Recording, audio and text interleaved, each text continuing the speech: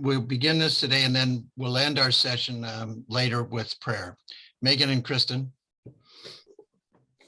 Good morning, everybody. Yes, as Bill said, my name is Megan, and I'm really happy to be with you. I am originally from Detroit and had been living there from 2018 to 2020 as well. Much of my experience of building out these fundraising plans comes from about 10 years as a lead organizer in Miami, Florida.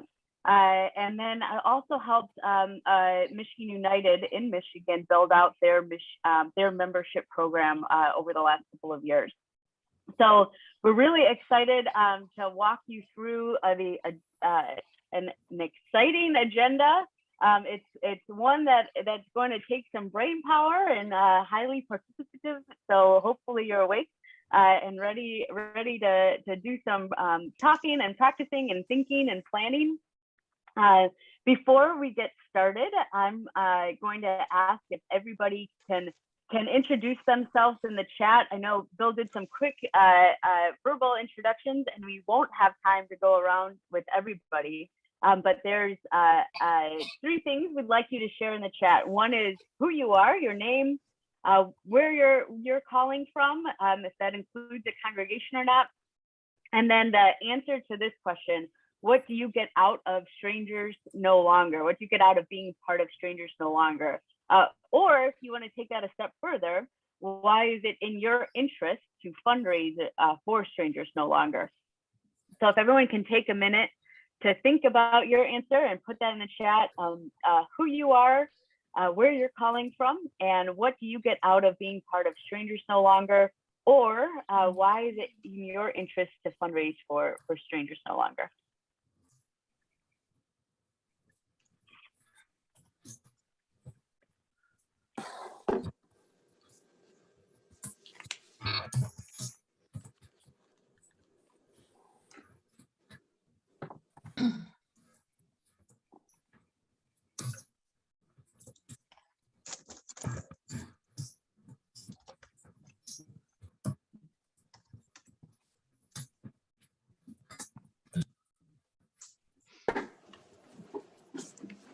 So as people's answers are getting typed up and you're sending them in, wanted to give a little bit more background on some of the work that I have been a part of, both in Miami and in Michigan.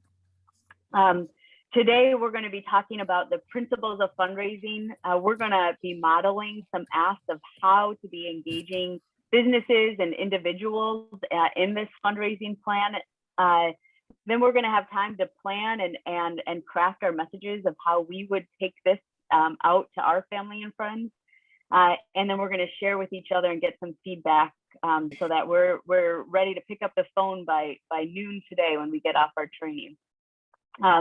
This kind of training and model helped to lead the group that I was with in Miami from raising when I started there, we were raising $8,000, and we grew that to like a sustained $70,000 a year from individuals giving. We also raised $80,000 from businesses year after year who are investing in this work. And it really allowed us not only to just grow in our work, but it allowed us to be really sustainable year after year. And to allow us to decide what we wanted to work on and not be tied to the ebbs and flows of foundations and grants. In addition to that kind of $150,000, $160,000 from individuals and businesses, we developed a dues model. Again, that went from $5,000 people paying dues to $40,000 that people were paying dues over the year. So we were able to raise enough funding for 3 staff people to be able to work with congregations throughout Miami-Dade County. In addition, from working with Michigan United for a couple of years, we built out a membership program that recruited 350 people and raised $45,000. And we started that in year 1 and have been able to maintain that over the last few years. So really excited to kind of think about how creating an investment plan like this will allow Strangers No Longer to expand your work, to sustain your work, to let Michigan, know that we're not going anywhere. We're going to continue to build out this work and be successful. Each of you are a really important part of that. So welcome, and really look forward to getting into practicing today. So thank you everyone for jumping in their chat. If we could have a couple of people get off and just do brief introductions. Sister Valerie, can you come off and just introduce yourself, and can you expand on how Strangers No Longer is a huge part of your ministry in the Hispanic community? Okay, my name is Sister Valerie. I minister in Romeo, Michigan through Agape Center and through the 9 parishes in the North Macomb Vicariate of the Archdiocese of Detroit. Most of our community here at church do not have documents. And so, they're looking behind to see what's happening and checking out for ICE. So I've been supporting them with a whole team of persons like Maricela. Strangers No Longer has really been a huge support to minister with us to reach out to the needy and help with documents. Kevin and his group with lawyers, just in a real variety of ways to really reach out to the people that we find kind of in the trenches out here, daily lives.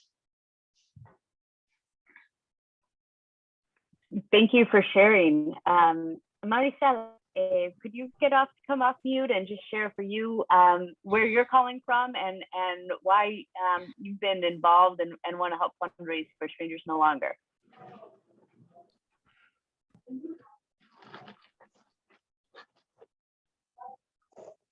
Oh. Is Maricela there? All right, might jump there. I'm not sure actually if. ¿Ahí me escuchan? Can you hear me now? Sí. Ok. Ok, mi nombre es Maricela Ortiz. Indeed. Okay, yes. So my name is Maricela Ortiz and I'm part of the St. Clemens community. I am working there with Sister Valerie. I was invited to be part of Strangers No Longer. And right now we're working on the program called Somos Salud campaign. I am a health promoter there. And, more than anything, I would like to continue this work and to continue mobilizing funds in order to support our co-nationals.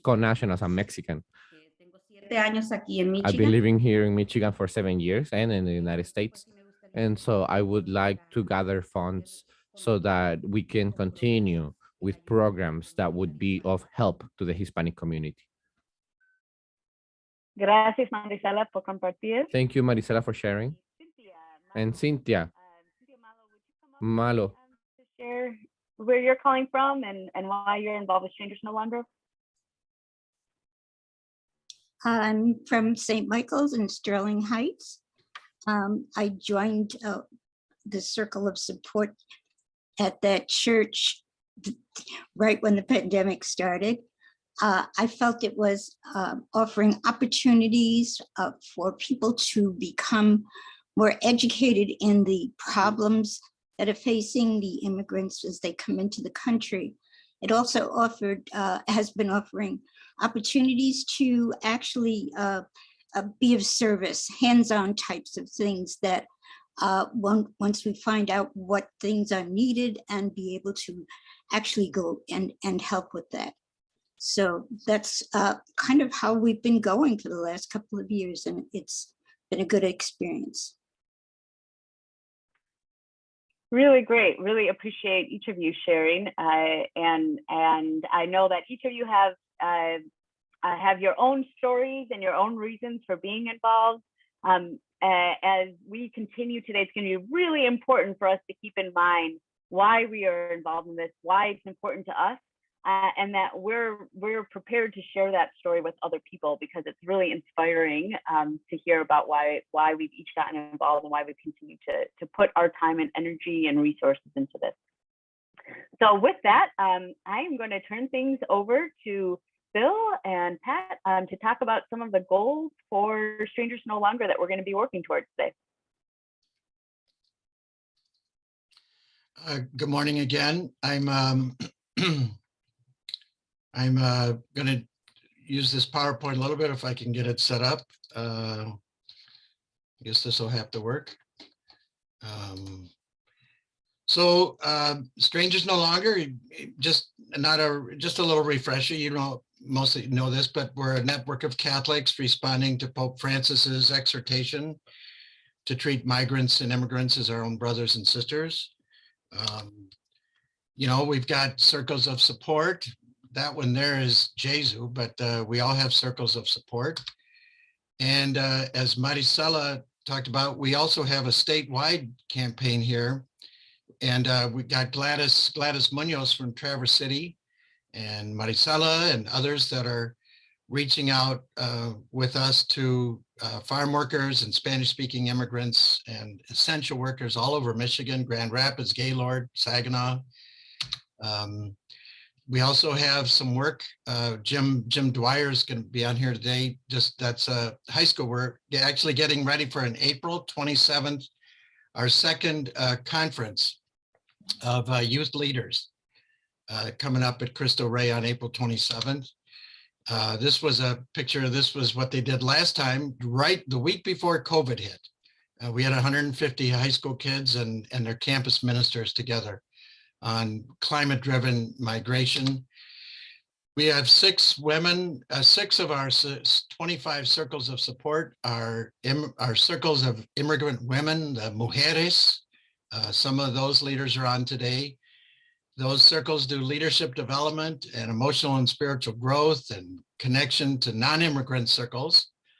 So they're actually meeting with some of your circles as we speak, from all over the Southeast Michigan and then up in Traverse City too.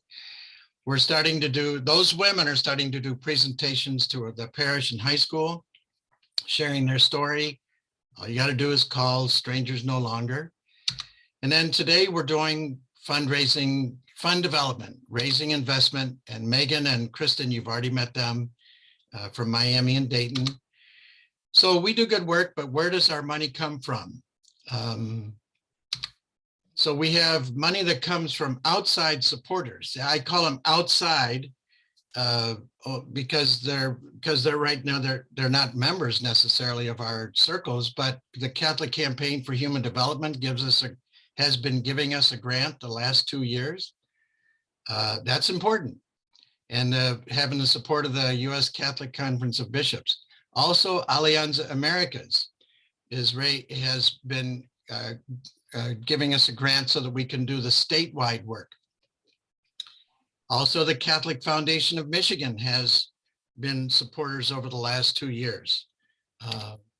But we also get money from circles have made contributions or dues.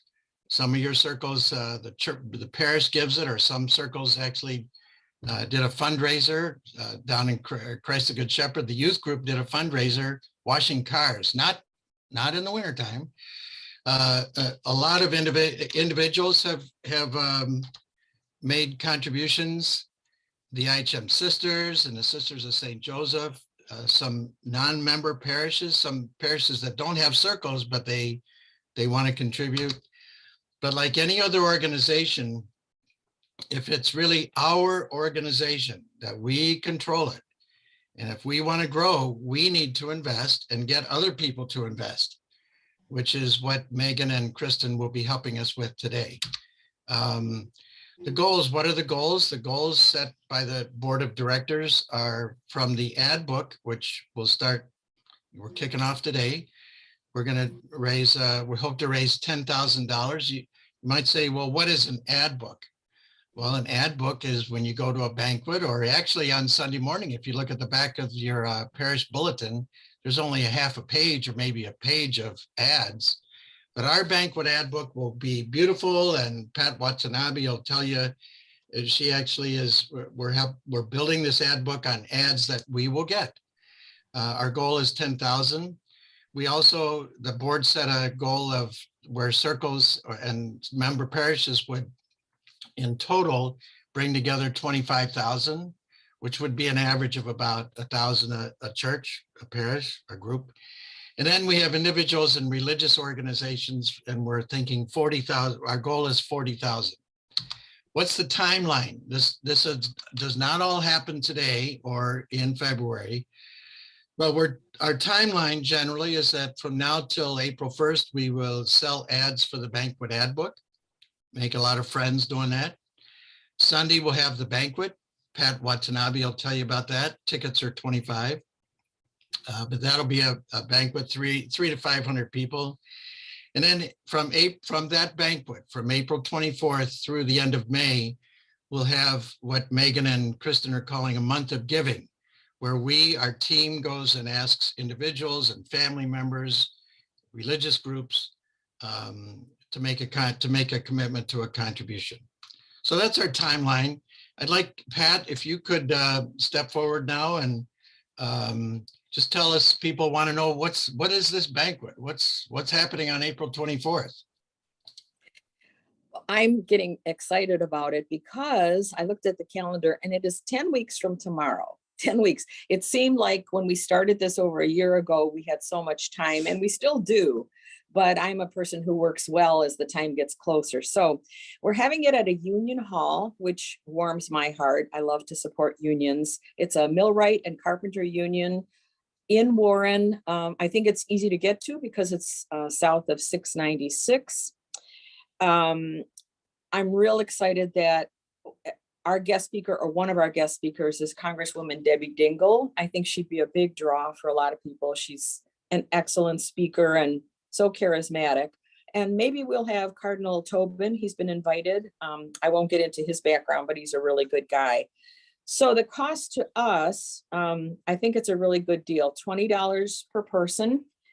So we're selling tickets for $25. That obviously is not going to be the biggest source of our fundraising that day. But we did it thinking that if any immigrant friends and family would like to come and buy a ticket, it's a more reasonable, manageable price.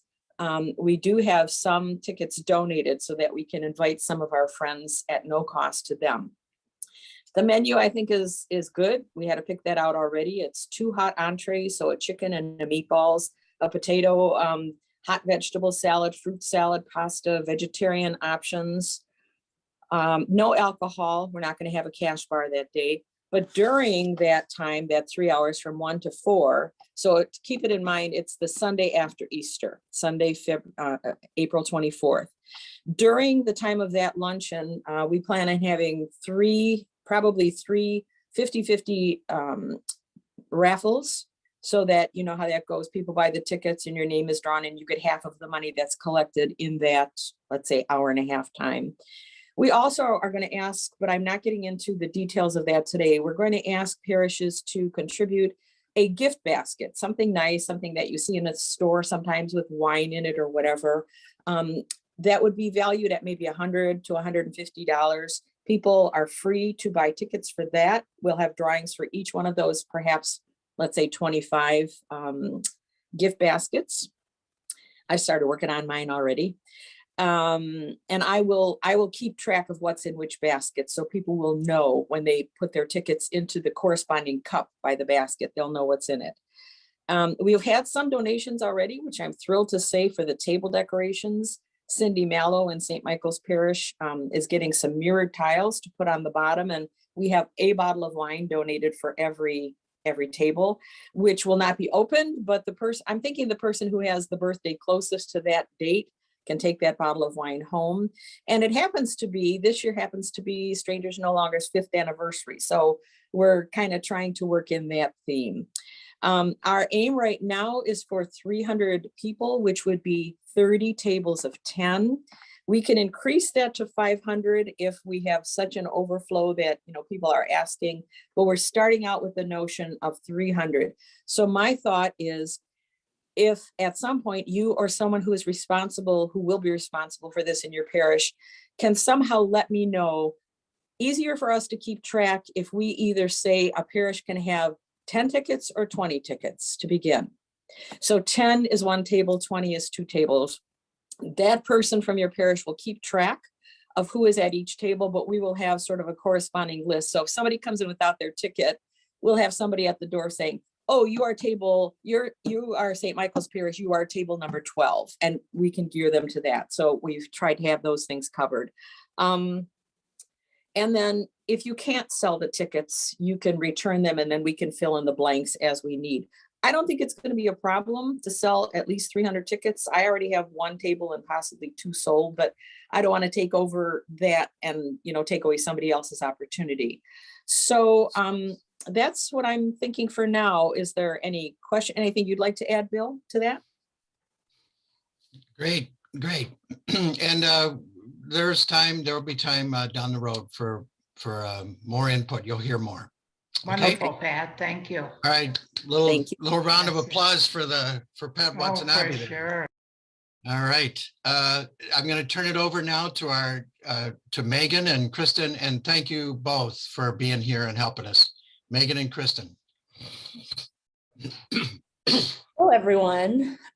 Like Bill said, my name is Kristen Powell, and I am based here in Dayton, Ohio, where I'm originally from.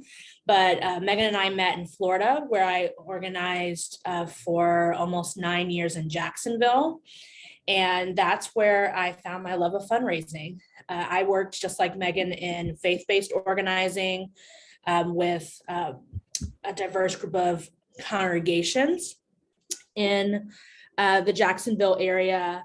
And when I started there, we were raising about $40,000 from individuals, and we were able to double that to $80,000 a year from individuals. We were able to sustain about $60,000 to $65,000 a year from businesses. And then we also grew our membership of congregations by about 30%, which allowed us to sustain about $40,000 a year from what we call dues, congregations paying to be members. And so one thing, or 5 things I've learned is, in fundraising, is about some principles that it takes to fundraise. And I'm gonna have Megan pull up this PowerPoint, but there's 5 things I wanna review with you today. The first is that asking is winning. If you don't ask, you're likely to get nothing. I mean, there's some experiences where people just randomly turn in money, but that's not the norm. So asking is really the first step. And in Jacksonville, 90% of the people that we asked each fundraising year said yes, 90%. And they may have not always, that's anywhere from, $5 to $1,000, and everyone's what we call investment was welcome. So secondly, asking for an investment. So investing, we use the word investing instead of donating, because investing really gets us thinking about the return that we receive. Your work in Strangers No Longer, which is why Megan asked you to write that in the chat. Your work in Strangers No Longer really helps not just others. Anyone can mute themselves. Sorry for the feedback.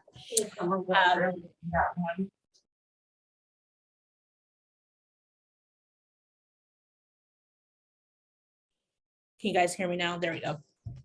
So in Strangers No Longer, not only are the people, immigrant families are experiencing benefit, but each of you are experiencing benefits as well, even if you're not a part of the immigrant community, because you're getting something out of it, like being able to live out your faith or having relationships with people that might be from different backgrounds than you, and so on. The third thing is ask for what you want. So it's in our tendency when fundraising to just say, well, we're fundraising, do whatever you can. And that's okay. And you will get money that way. But you're probably not going to get as much as you could if you ask for something specific. And so ask for what you want. If you'd like someone to do $100, ask them for $100 or $300. Normally, people will either say yes or they'll come up with something else. But asking for something typically gets you whatever is in their pocket that moment and doesn't really challenge the person you're asking to think about why strangers no longer is meaningful to them and what a meaningful investment would be if they really thought about it. The fourth thing to keep in mind is to lead by example. So if you're going to be asking people to invest in this work, you should be investing yourself. You hopefully are investing something that's meaningful to you. When I was in Jacksonville, I was personally investing $600 a year because it was important to me, because we were working on a lot of criminal justice issues, and I had a father who was stuck in the criminal justice system, and I felt like that investment was my way of changing the trajectory of the lives of people in my community who are in similar situations to my dad. And finally, when you're asking people to give or invest in your organization, you want to think about what they're going to get out of it. So a mistake that we make a lot when asking people to give to an organization is we ask them to give for the reasons we give. So I go to you and I say, hey, I really like Strangers No Longer because it allows me to live out my faith. You want to live out your faith too, so you should give. But that person, it may not be about their faith. For them, it may be because they're from an immigrant family, or because they've seen, they have a friend in their community who's really been struggling, and it's important to them that we're welcoming to all people. So you want to listen. These conversations should really be a conversation where you're listening to people and finding out why they might be interested in the organization. And hopefully a lot of the people you're talking to on the individual side are already a part of it. But obviously businesses, which Megan's going to jump into in a moment, you'll want to listen and find out what they might get out of giving to Strangers No Longer, not just a one-sided conversation. So those are the 5 principles that I would offer to you to think about as you are starting the process of asking businesses and individuals. And now what we'll do is see some video and look at those worksheets to walk through some sample conversations that you might have. And in your packet, if you want to follow along with your worksheet, I think it's on page 3 of the packet. Megan? Thank you, Kristen. So I believe everybody should have received their agenda packet. Some of you may have printed it out. Some of you may be able to pull it up right now. And then I'm gonna drop it again if you're comfortable with Google Docs and wanna click and follow along in the Google document.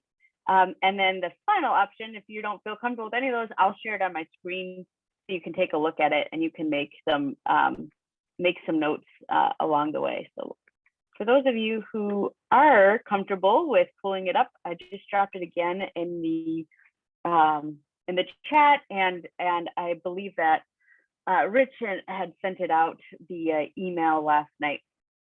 So we're going to be taking a look at the page 3, the fundraising worksheets. And actually, the worksheets start on page 3, but I'm going to first start with the page 4, the one of talking with businesses.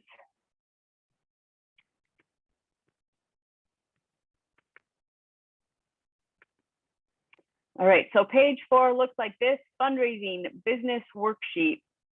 So in a moment, we're going to see a model of myself going to talk with a business, a Detroit One Credit Union, to be asking them to invest in our work of Strangers No Longer. It is made up. I didn't actually talk with them. But it isn't made up in terms of me using some of the interest of why this work may be important to myself, and having a conversation with them about why it's important to them. So this is a worksheet that we can each use in putting in our own language when we go to talk with a business to ask them for their investment. You'll see in this that I walk through each of these pieces in the conversation. One, I introduced my involvement in terms of my work with Strangers No Longer. I gave a brief summary of what Strangers No Longer is. Many of the business we're going to talk to are probably people that we know. They may know something about our involvement in Strangers No Longer, but likely in terms of maybe someone we're familiar with in a business, we haven't necessarily talked to them about our passion for this work. So this is a chance to introduce Strangers No Longer. We're going to second share a couple of facts about what immigrant families are facing in Michigan and what Strangers No Longer has done about it and what we're doing. Third, we're going to ask a question. We don't want to just talk at someone. We want to engage them in a conversation.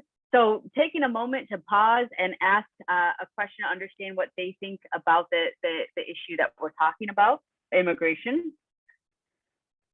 Four, we're going to share our experience with Strangers No Longer. So similar to this morning, some of you shared about how long you've been involved or how you got involved, maybe an exciting story and event that you are part of that you want to share about your experience with Strangers No Longer. And then we're going into what Kristen had talked about, engaging them around why they might be interested. So we'll talk about why we're investing. Again, we're modeling that behavior of why that we're investing in this work. We're leading by example, and then we're going to talk with them why we think that they would be interested. Some of us will know, again, these business owners well, maybe a statement that they've put out, an understanding of why they think this is important, and we can use that in this statement. Others of us can maybe just make some assumptions based on what kind of a business it is. If it's a bank, if it's a school, if it's in a community in which it serves a large immigrant population, which is most of Michigan or much of Michigan. And then the most important thing, we're gonna ask them for a specific amount, right? So we are asking them for an amount, and we're going to stop talking to have them respond. So we'll ask them a specific question for them to invest, and then we'll hear what they say. And hearing what they say and actually listening, that we don't want to just hear what they say and then leave it at that. We actually want to hear what they say, validate what they say, acknowledge their concerns, especially if people don't say yes right away. We want to understand what they might say, whether it's, well, that's a lot of money, or I need to think about it. I need to talk to our board, understanding where the money go, asking a clarifying question. We want to hear what they're saying, and then remind them why we think that they're interested in this, and then ask them again, follow up with that to ask that for their investment. So again, this is our outline of what we're going to see. You're going to see a just incredible actress just display some pretty powerful video. You may recognize her, and then I'm going to just reshare this, and then we'll evaluate it, and I will see if it's just 100% perfect or if there might be some things to improve on this. So again, you can follow along with that outline, and you should be able to watch here.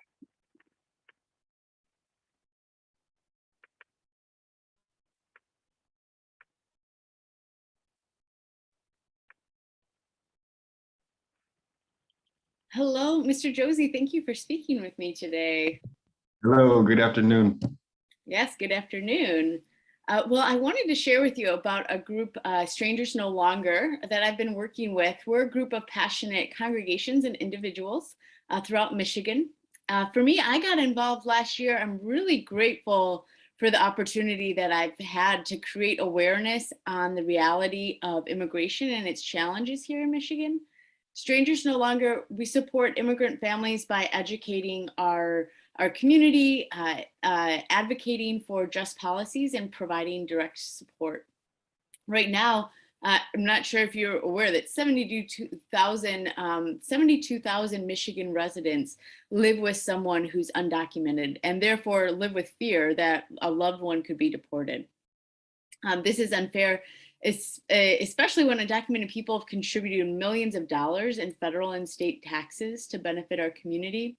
And that's why Strangers No Longer is working for access to driver's license, donating, doing health promotion outreach, and building community through our circles of support.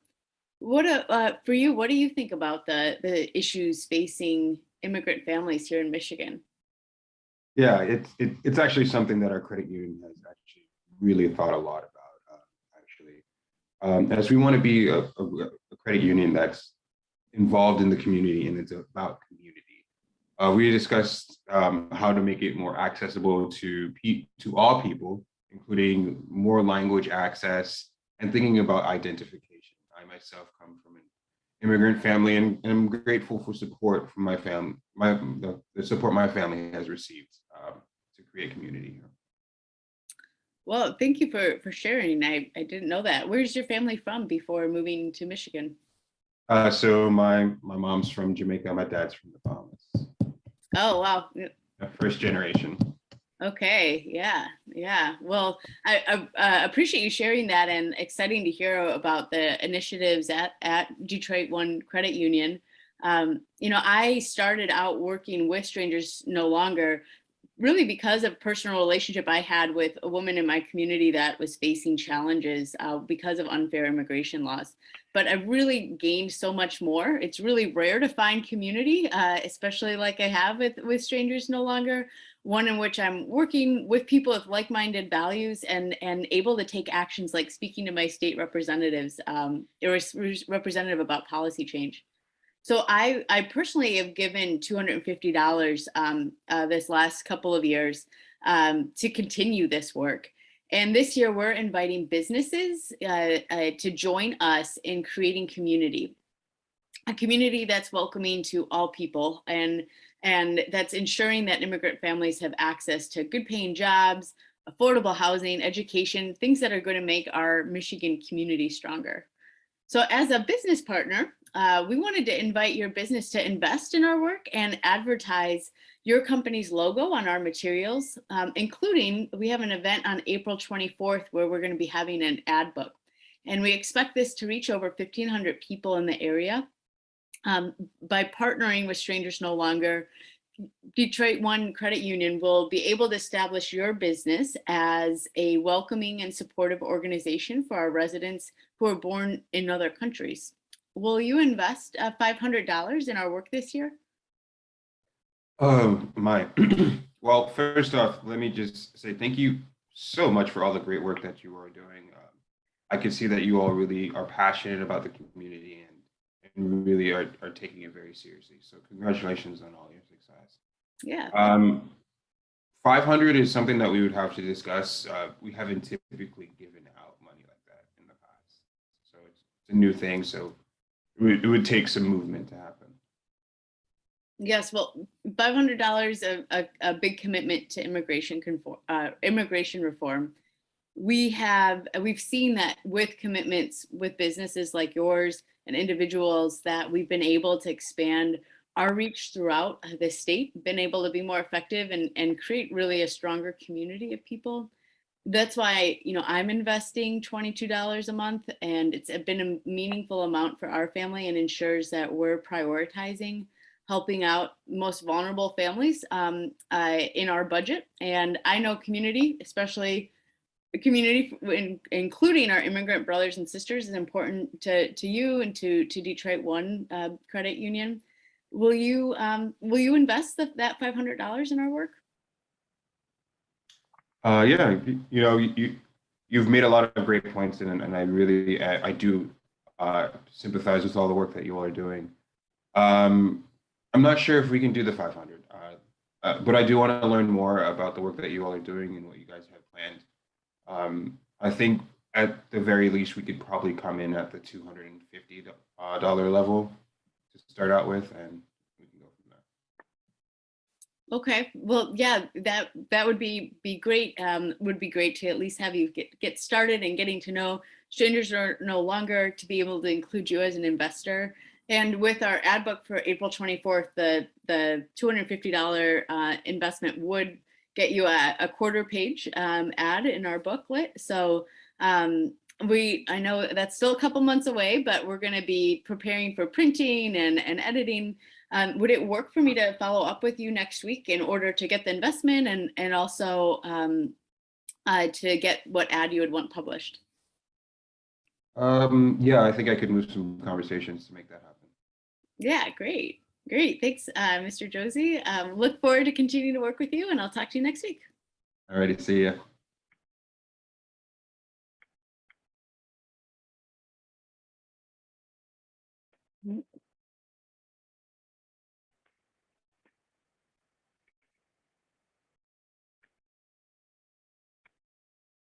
All right. So we're gonna I'm gonna reshare my screen just to do a brief evaluation. Any initial thoughts or reactions seeing that video, seeing that ask? Can either raise your hand or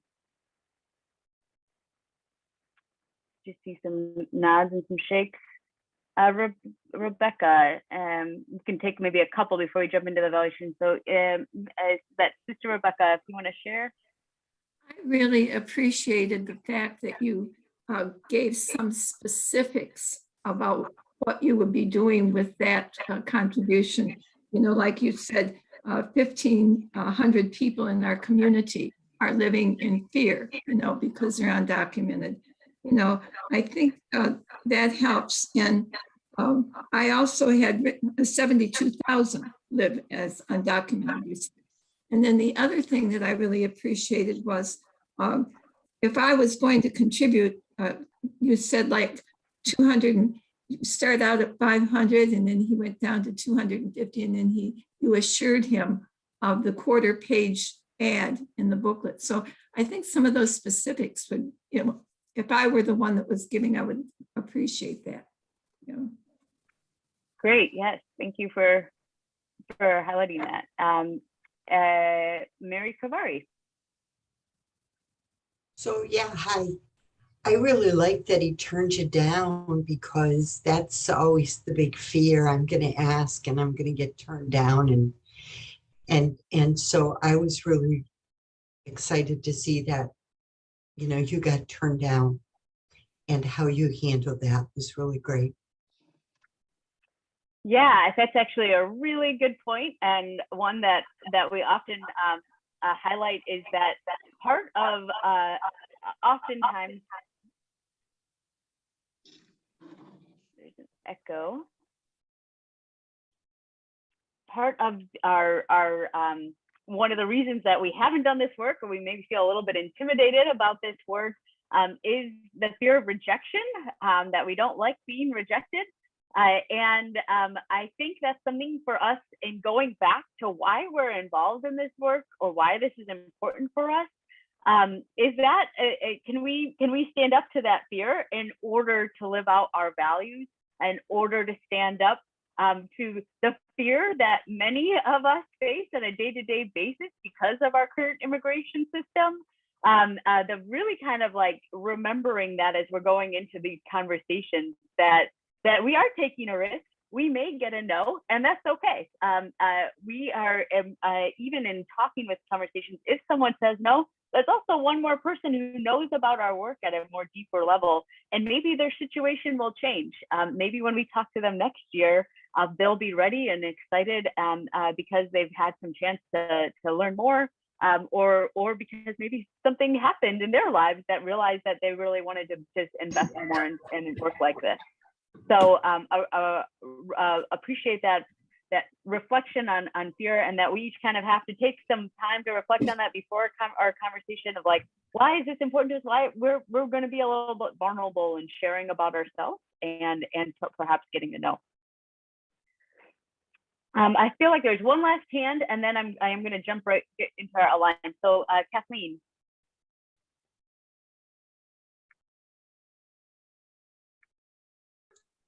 Thank you for that. I think you seemed so at ease, you know, as if you either had met this person before, whether you had or not. You really were very comfortable in it and at ease. One of the things that I would like to suggest, and we talk about the fact that 72,000 Michigan residents live with someone who's undocumented, and yet they pay taxes. So I think a point I would put there in the middle of that is these people have service jobs. You know, they have some of the dirtiest jobs. So people who did my roof, the people who waterproofed my basement were all people from somewhere in Central America or Mexico, and they pay taxes, but they could be deported. So they've earned that money. Some people don't understand. They really do have jobs, they pay taxes, and yet they're not citizens. So whatever. The fact that this gentleman was able to turn you down, it occurred to me that sometimes there is a limit. There might be some financial limit as to what they could contribute or use for whatever. And that's just an interesting kind of a thing to keep in mind. So if he says, oh, I can't contribute that much, there might be a limit, and you could say, oh, so, and then he came back with half of that, and who knows the reason why. So you may be able to investigate that with some future donor. There might be, he could go to $4.99, but he just can't go to $5. Kind of Yeah. You know, so there are limits as to what they can use different money for. I don't know if that would help there. But anyway, thank you very much for that demo. I think it really showed us how we can use the information we know already to lead someone through the reason why they might really want to join us. Thank you. Yeah, and again, really good point, Kathleen, that that's the fact that I used, that's the example that I used, but each of you have your own stories of how you got involved, a story of your own personal journey, and probably lots of other facts. There's if you have spoken to a representative about driver's license, that might be something specific to share. If you know something specific to your city where you're asking a business owner, that might be something to share. So lots of different things to be that we can really internalize this, make it our own, and add in some of the things that are striking to us. So in walking through our outline, again, we had those 6 different questions that we're each reflecting on. That first part was introducing ourselves and sharing a brief summary about Strangers No Longer. So again, that's in a place where you can copy and paste some of that of what Strangers No Longer is, but you can also add in a line as you're introducing yourself. I actually, I knew this credit union president, so I didn't go into as much detail about who I am. I think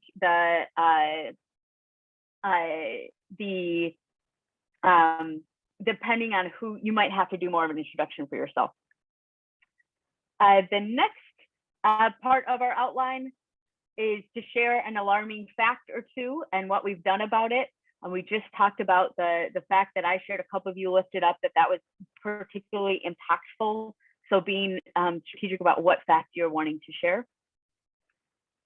The third, I'm going to call on Pat. Did you hear the question that I asked of Mr. Josie, and how did that interaction go in terms of me pausing to ask a question? I heard the question. I like the interaction. I don't think I would have thought, before now, I don't think I would have thought of asking, what do you think about these issues? Because I probably would have been afraid of the answer. But the fact that he said he has an immigrant background himself and he appreciated the help he got, I think, boy, if you can just engage someone and let them know that you're genuinely interested, it just it opens a whole nother door, even in my own heart, you know, to hear that. So I was really grateful to just see that interaction. Yeah, well, and that's a good point too. If he had said, well, I'm actually really against all immigration or something like that, I could have also maybe prepared for something in a response like that. I maybe toned down my enthusiasm and got ready to get out the door.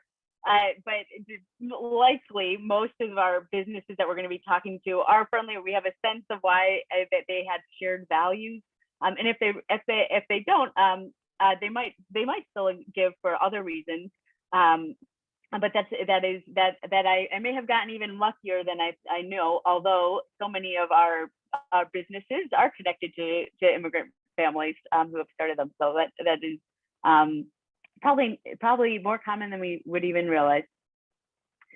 I shared my own experience. Again, that's something we're going to each have to personalize is what we get out of this, our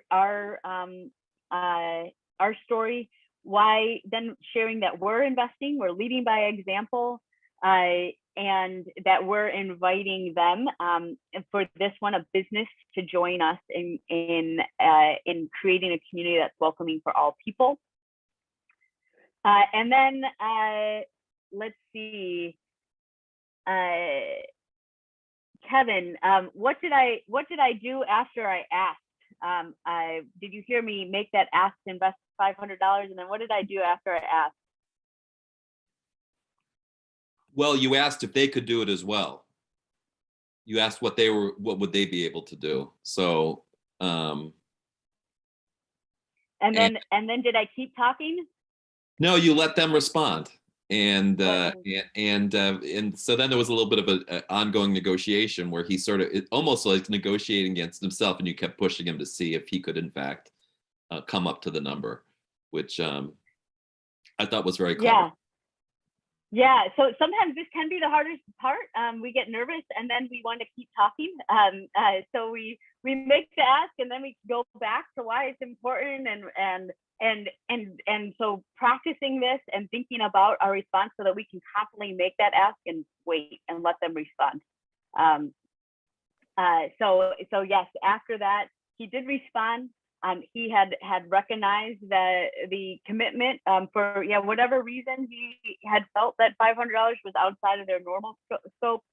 But because this is important to me, because I had prepared, because I had practiced, because I had thought about how I was investing and why I was investing, I knew he was from an immigrant family at that point. Sure. I came back and I re-explained that and I asked again. And I didn't get the commitment that I first had asked for, but I got a commitment. I got a commitment, and I made a plan for follow-up. So that is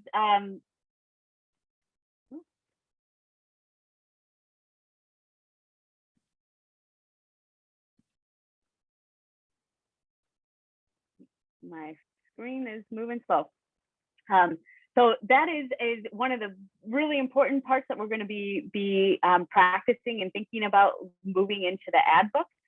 Other conversations, though, are going to be with friends and family, both in terms of our month of giving, in terms of our circle contributions. And so I'm going to turn things over to Kristen to talk about how we would adjust these questions for talking with a family or friend or our congregation.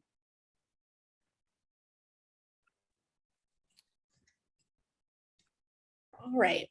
So you're going to be doing these conversations a little later, so we won't spend as much time on them because they'll be happening after the banquet. But we wanted to show you a video of asking someone that's in your circle. So what you'll notice in this video that's different than what Megan just did is I didn't share a lot about what Strangers No Longer is doing because I'm talking to a fellow circle member who is also in Strangers No Longer. And so This conversation is more about what are we getting out of this and why I've chosen to personally invest, I think I say $300, and why I'm asking another circle member to join you. And so remember that when you're having conversations with individuals, start with the easier ask first, which are people that are already a part of the organization, right? That'll give you some confidence, but also it will create more ownership and engagement in your circle. But obviously you can ask individuals in your family that may not be a part of a circle, or even friends. So this model that you're going to see, and again, on page 3 in the packet, you can see an outline there. This is a conversation that I'm having with Jennifer. She's in my same circle at Mary Queen, and I'm coming to her in May to talk with her about giving to the organization.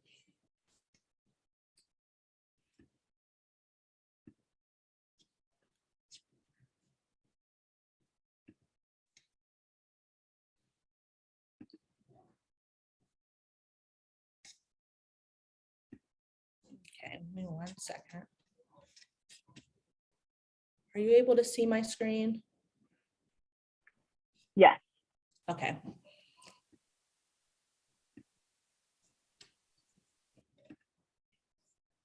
I'll be understood. Okay. Hey, Jennifer, how are you doing? Hi, Kristen. I'm doing well. I heard you were looking for a new house. Have you found something yet? We're still looking, just trying to find the right one. Things are moving fast. Yeah. As you know, Kenny and I are in investments, properties, and we've been trying to find a new investment, and we just keep getting outbid. So good luck as you brave this crazy market. Yeah, that happened last week. So Oh, see what we sorry. can this weekend. Well, I appreciate you being willing to take the time to talk to me today about our work with Strangers No Longer. I've just been reflecting a lot on myself and why I'm a part of the organization. And for me, it's really about my faith. You know, growing up, there was just a lot of talk about loving your neighbor as yourself, and I didn't really see it in the church I grew up in. I grew up in the St. Rita Catholic Church, and we said that, but then I didn't really see it, and I felt like I wasn't doing my part to show God's love. And not until I got into the Strangers No Longer circles at our congregation that I really felt like I was living out the gospel and loving my neighbor as myself. And I know you've been a part of the circle here at Mary Queen for a couple of years as well. Why have you been a part of it? Yeah, I think I really, I got invited, and then I really like just building the relationships that I've been able to build with different families, and getting to know, people that I wouldn't have ever met before if it wasn't through our church, and just, really being able to be there and get to know their stories and just help them as they are working to start, a new life in our church. And that's been really meaningful. Yeah, I've really appreciated that too. And just, before we had a Strangers No Longer ministry, I felt like our church was a little segregated. And this ministry has brought more people together, which is, really exciting for me. And that's why I want to make sure that Strangers No Longer is in Detroit and in our church for as long as possible. And so I've decided to give financially to the organization $300 this year, because I want to see us have circles in more congregations, to be able to affect more families. And it's just really important to me. And I was hoping that you would match me. Would you be willing to do $300 this year? Oh, well, that's great that you're doing that. That really is. It's just, that's just a lot of money. Yeah. Yeah, it is a lot of money. And, when I first was asked, I just, immediately rejected the idea. I've got a lot going on with childcare costs with my young son. But I also started to reflect on my budget. And when I was making my budget this year in January, I realized my budget didn't reflect my values. I had nothing in my budget that showed what I care about. And so the way I got to $50 a month is what I'm doing, 300 total, is that my subscriptions equaled that. My Netflix, Hulu, Amazon Prime all together equaled $50. And I thought, well, if I'm going to be spending that much on things I don't really need but enjoy, then I should do the same for something that actually matters to me. And so that's how I chose doing $300. And we want to make sure, that everyone has an opportunity to give to the organization this year. Will you match me? Yeah, I don't know if I can do 300, but especially thinking about doing it in installments, I think I can probably do $200 this year. Yeah, and that's less than $20 a month if you decide to do installments. And I know, like you said, being able to have those relationships is really important to you, and it's going to help our organization continue to broker those relationships for years to come. So I'm excited you're willing to join us. Yeah, I'd like to see other people have that opportunity. Great. Well, if you're going to be paying in installments, are you able to pay the first, I'm not doing a calculator, but like $18 or whatever it is. Are you able to do that this month? Yeah, I can probably do it in 4 installments and do 50 at a time. Okay, that would be great. Where do I send that? Yeah, you can send it to XYZ address and just put the congregation name so that we know where it came from and your address so we can send you a thank you note. Okay, I can do that. All right, well, great. Thank you, Jennifer. Thanks, Kristen. Bye.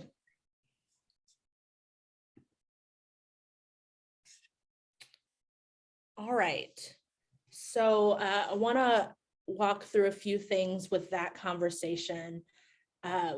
First, just as a reminder, this is someone who is already a part of Strangers No Longer. I also want to give a note that my math was off, that $50 a month is not 300, but that is 600, so disregard my math.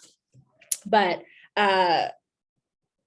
wanted to first point out that the conversation started with why each of us are part of the organization and what we're getting out of it, and giving space for people to reflect.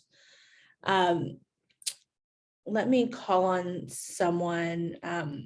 Gladys, are you there? I am here. Okay. When's the last time you've talked to someone in your circle about what they get out of it?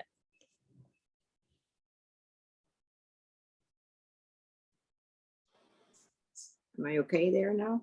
Yeah, I can hear you. Okay. Well, basically the other day when I was talking with someone about it. Good. But, yeah. How do you feel? Oh, go ahead. Yeah. I thought that you were doing it really good in the sense of just sharing what you feel, and I think that's the most important part. How do you feel about it? It comes through. Mm-hmm.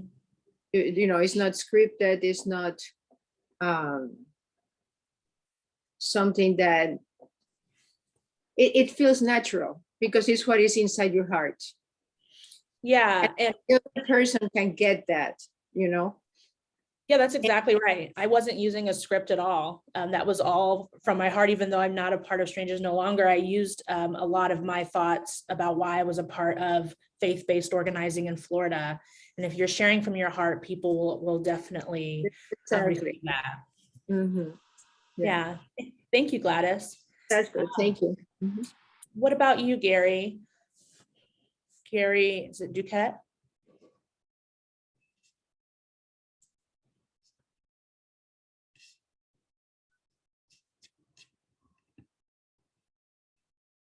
Let's see, are you there?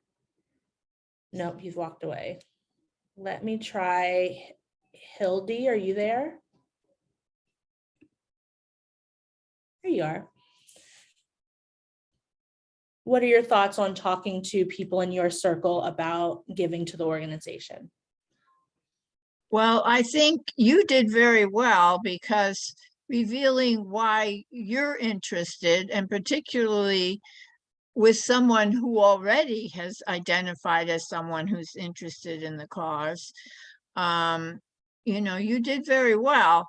And I would do it the same way. I'm not sure which businesses in my community would be receptive. So I'm going to check that out with the people who already donate to the, you know, on the bulletin, those advertisers. So 2 points. So you know, the model that I did was related to asking an individual in your circle, right? And so those should be people that are already engaged.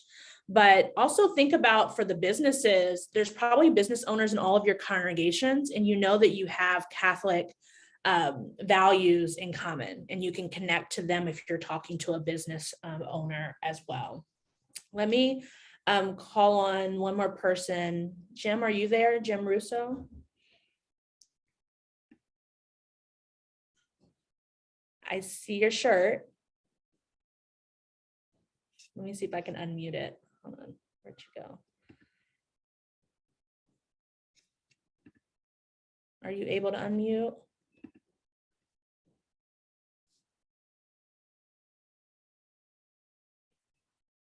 No. Let me try Linda. Linda Cunningham.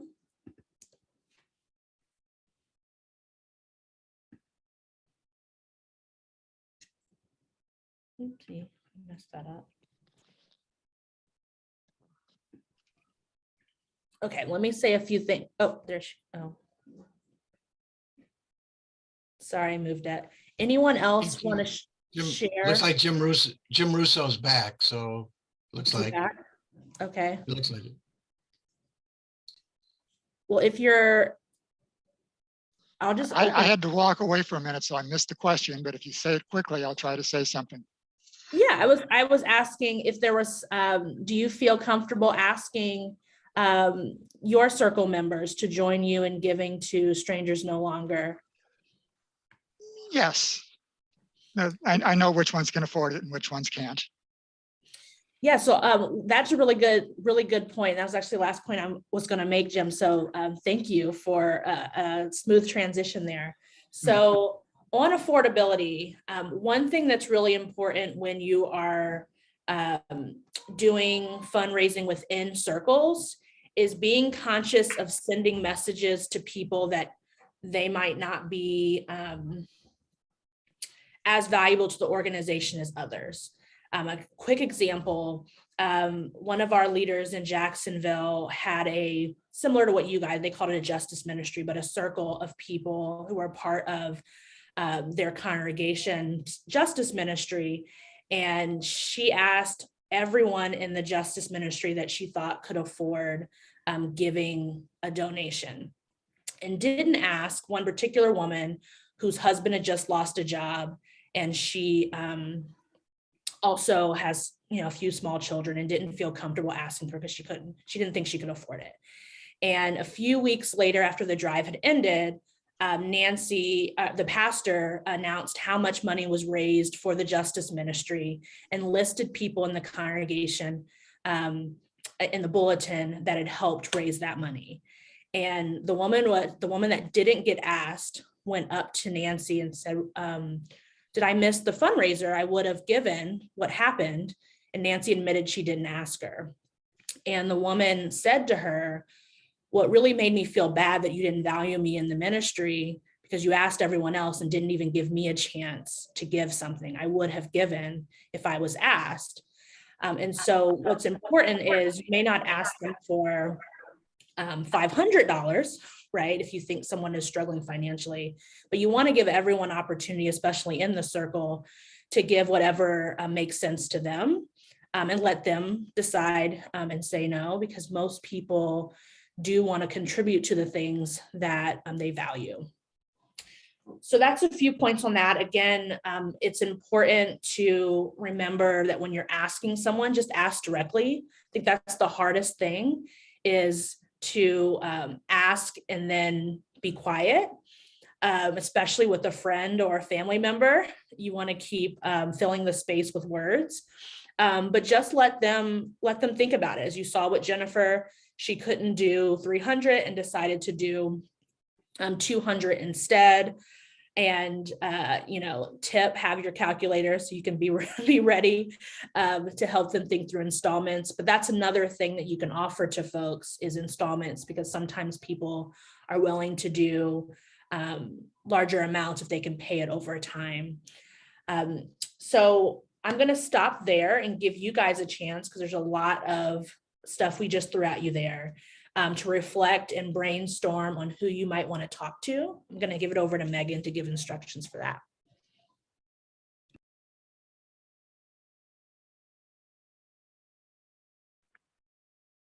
All right. We now have some time to prepare our message.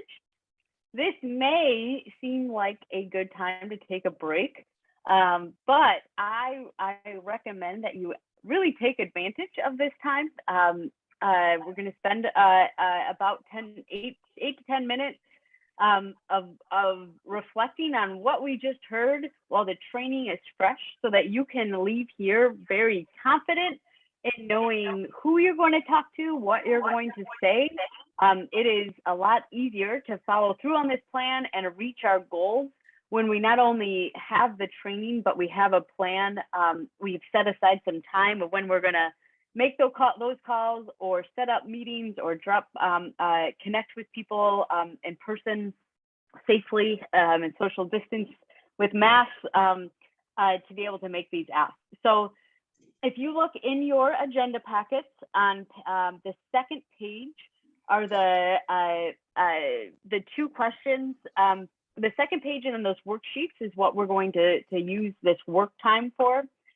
First, we're going to list out 3 to 5 businesses and people that you're going to ask to invest in Strangers No Longer in the next 30 days. Really, like 30 in the next month. We're going to come back together in a month to report on how things are going.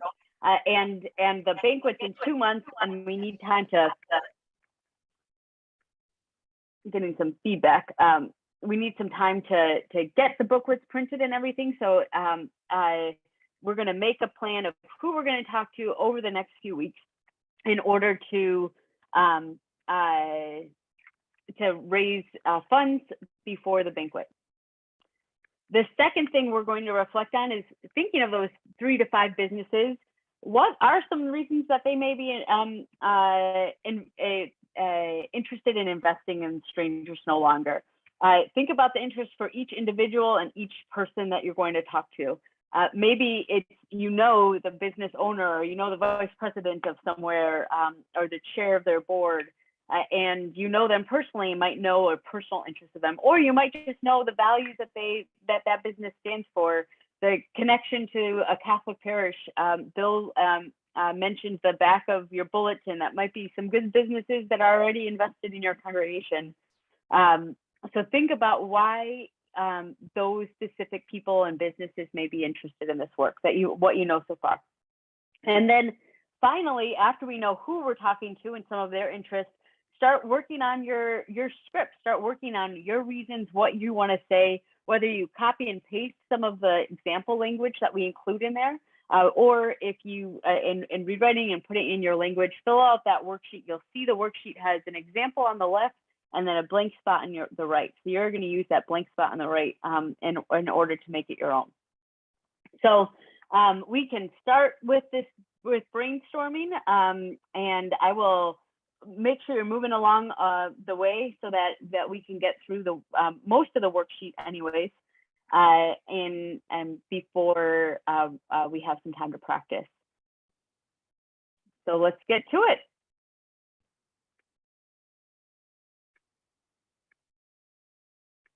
Yeah, for those of you who are having a hard time finding it, this is, I can also share this here. So you'll see this is the agenda on the first page. The second page are those first two questions, and then the worksheets come on after that. Let me share with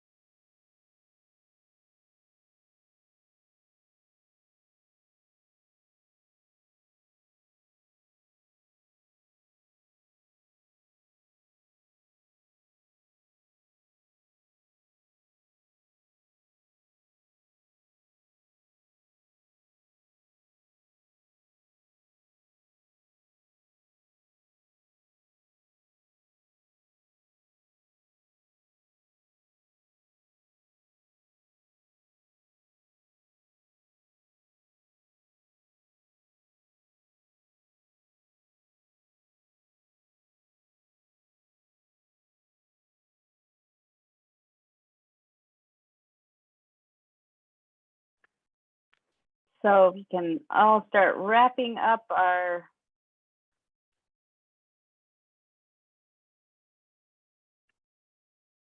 work. Hopefully you were able to get at least 3 to 5 businesses down,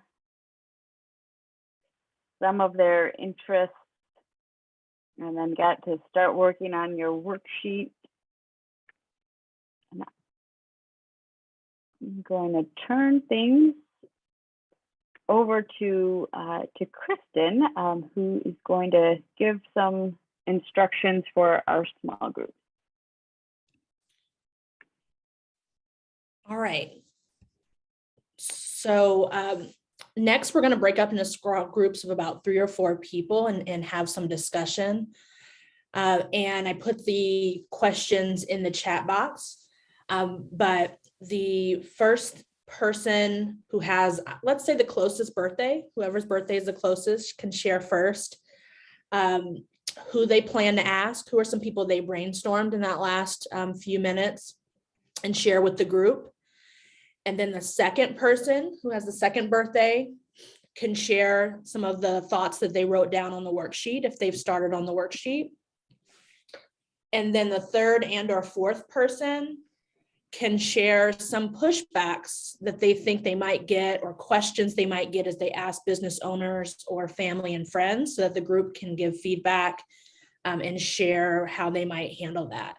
You know, the purpose of this small group is for us to use each other as a sounding board, so that when we go out and have these conversations, we have some feedback from other people in the organization. So we're now going to break up for 20 minutes and come back at 11:45 to do some evaluation and closing comments. Kristen, question: if groups are, if you're only in 2, if there's 2 people in a group somehow, Rich Faber will be watching that, and if there's only 2 people, I think right now we're all set, Bill. Yeah, we already figured it out. Yeah. So I'm going to open the rooms now, Kristen. Yeah, thank you.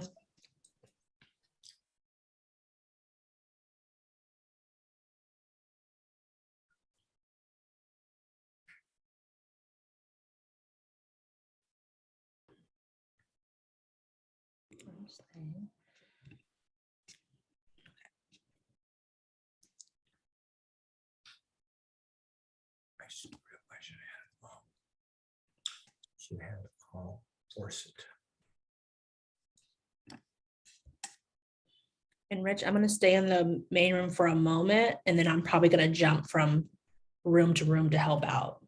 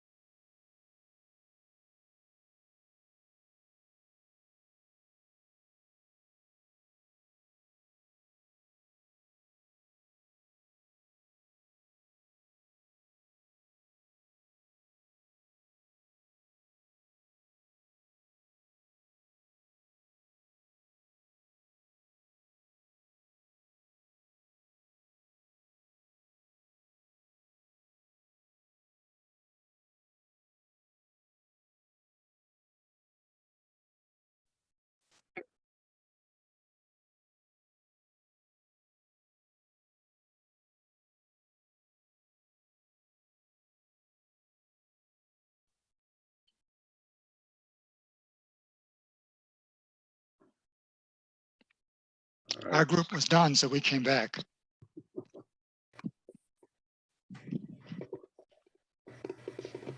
All right. A few more. So we'll just hang out here until Rich or somebody tells us to shut up. Yeah, you got about like a minute until everyone comes back in and we do some evaluation. So keep on chatting if you'd like. Yeah, we had some good discussions and came up with some ideas for things that even go beyond fundraising, that in reaching out to folks, if Yeah. someone can't help out financially, maybe he can help out some other way and thus get him involved. Right. Yep, exactly.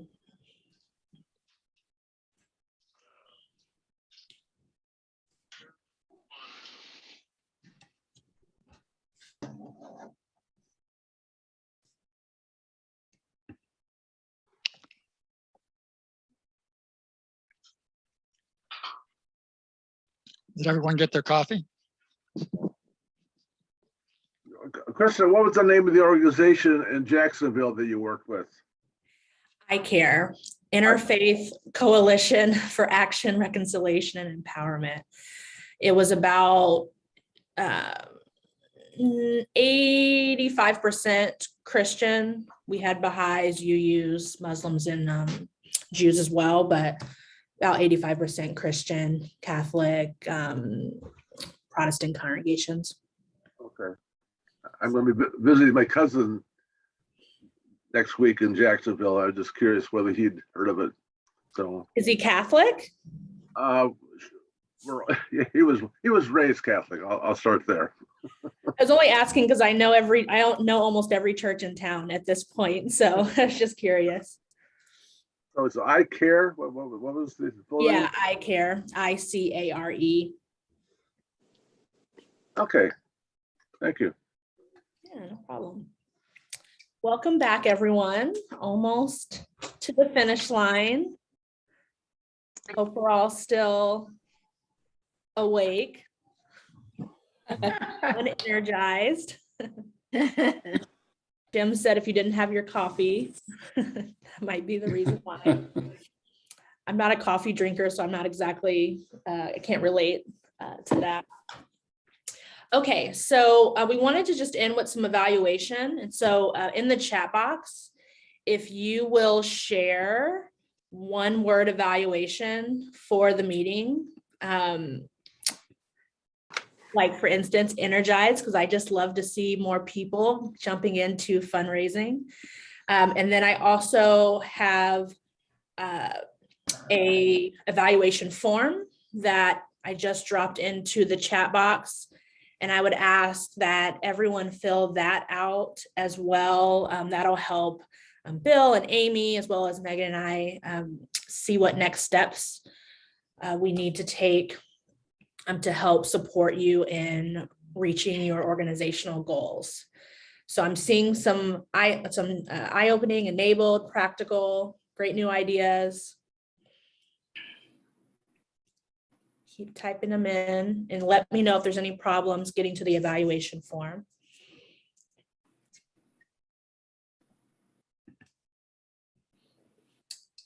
So I'm going to, as you're typing, I'm going to call in a few people just to ask something that they learned today that was helpful.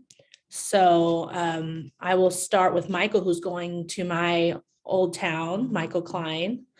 Is about to visit Jacksonville. What's something you learned today that was helpful? Well, we did brainstorm, and it was Jim, who was in our group, gave me some good ideas in terms of how to reach out. Not something I'm necessarily all excited about doing, but you have to force yourself to do things that are the right thing to do. Mainly, first try to reach out, try to arrange a follow-up discussion with the individual, give them a chance to tell them how they feel, and then get your pitch in. Yeah, and I want to highlight what you said about sometimes you have to do things that are uncomfortable. I know my first ask, I can still remember it. I was, I think, maybe 22 years old, like right out of college. I was in Jacksonville, and I was asking people at our organization, we asked everyone to consider $200. And I was working with a woman, Cheryl, who actually just called me, and I need to call her back. So that's a good reminder. But Cheryl was someone who had expressed to me in several meetings how much she was struggling. She had to take both of her sisters who had special needs in. She was not making much money. And I was shaking the entire drive to her house. I got into the living room. I'm still like sweating, thinking, oh my gosh, I can't believe I'm going to ask this woman for $200. And she's just told me last month how much she's struggling financially. But I went ahead and did it. And without hesitation, she said, can I do it in installments? I said, sure. And she goes to her purse and says, I have $20 today. Come back every month. I want to make sure that our organization knows how much this means to me. Right. And I was shocked. And after that moment, I stopped being as afraid of asking people, because when people, again, really are getting something out of a ministry or see the importance of it, they do want to support. Let me ask Rebecca, what's something you learned today that was helpful? I learned a great deal. And I think the biggest thing I learned was that courage, do away with fear and pray for courage and speak up your values, so. Yeah. Yeah, and I just pray that in those conversations, you'll get even more courageous and you'll learn so many people actually have similar values to you. I know I've heard in some of the breakouts, the concern of you don't know people's politics. And let me tell you, there's been some real awkward conversations in Jacksonville where I realized someone was, politics were very, not even politics, but values were just very different than what our organization stood for. And so that might happen, but I pray that more happens. That's not the right grammar there, is that you'll have people that you talk to that have your same values. Let me call one more person. Kevin, what about you? What's something you learned today? Sure. Again, the idea you've got to, am I on? Oh yeah, you've got to ask.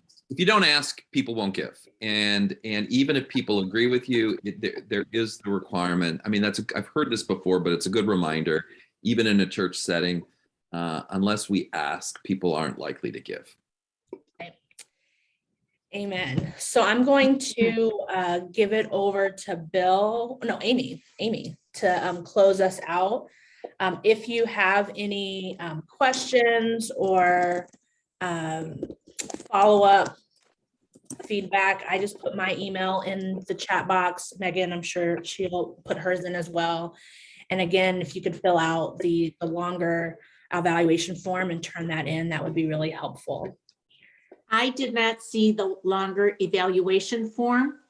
Oh, I'll drop it in again. Give me a second. Oh, I see it. I just Okay, dropped thank it. you. Yep. Thank you. Okay, thanks. I'll give it over to Amy. Hey, I think I should have done this earlier. We'd like to be able to send to your house, a couple of brochures that would help you with ads. So if you could type in your mailing address before we close out, just so Rich, so we have that. Thank you. Great. Well, I don't know. I mean, I'm appreciating these the one-word evaluations here, and I think it's helpful to know we're on similar pages. And I know personally for me, this is something that makes me very uncomfortable.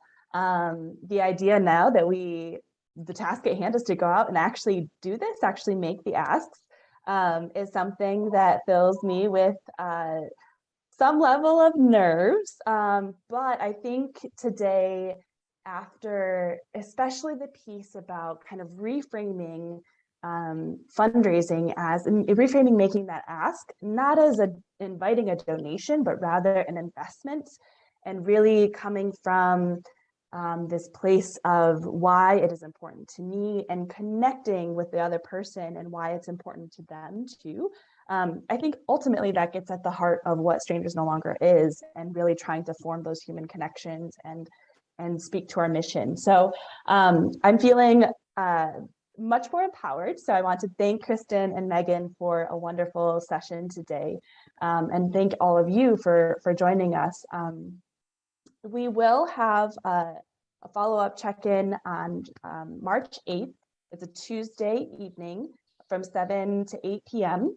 And it will be more of a conversation about how are things going? How did this first round of asks go? These 3 to 5 people or businesses we're going to reach out to. And then we'll do that again in April, on April 5th, which is also a Tuesday evening. So those will be quicker sessions, more check-in style. And then of course, please mark your calendar for April 24th, the Sunday, April 24th, that we're going to have our banquet. So it's kind of the fun, exciting reward at the end of making all of these asks. So thank you everyone for joining us. I will close us out with a prayer. And I think I invite everyone to kind of take a second to breathe, I'm just gonna leave us a moment of silence to just kind of take it all in, everything that we have heard today, and reflect on not so much the what, but the how you're feeling, and these evaluative words, and just how you're feeling right now, and how you're feeling as we go out to make these asks.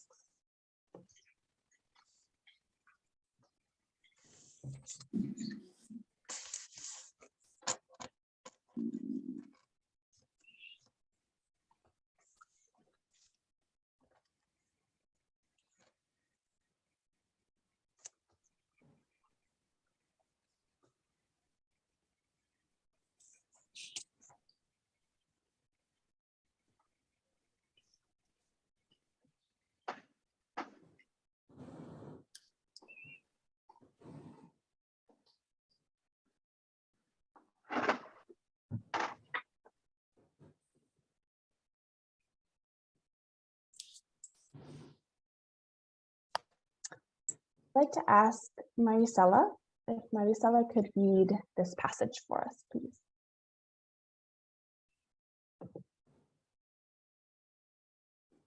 El Señor habló a Moisés.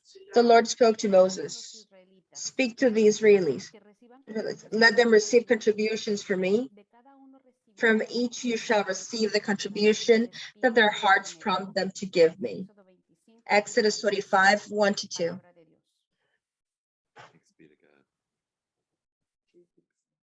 Thank you, Marisela. So as we engage in a practice as old as our faith, the act of going out and asking for contributions, for investments, let us